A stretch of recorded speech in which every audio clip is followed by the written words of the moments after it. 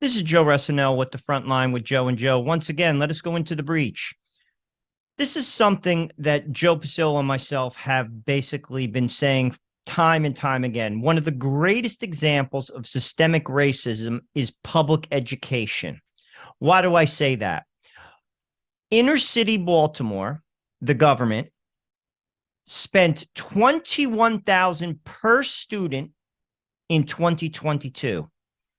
And 8% of Baltimore County, the eighth graders, that is, 8% of the eighth graders tested proficient in math. 8%. That is a total failure.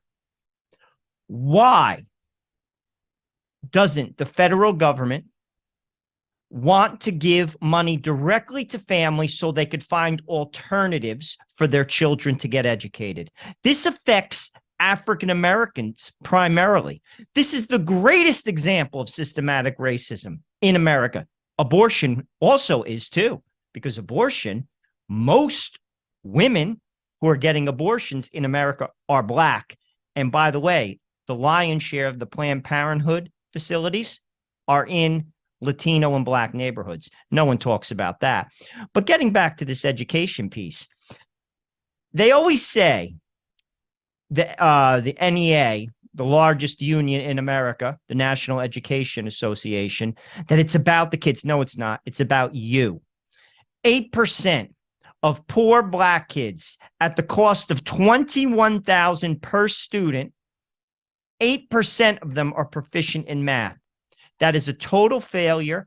That is a reflection on democratic policies, and that's got to change. And I'll be honest with you, they're always looking for people to point at and call racist. Well, there it is. That is racism, because that affects African Americans, primarily single Black moms.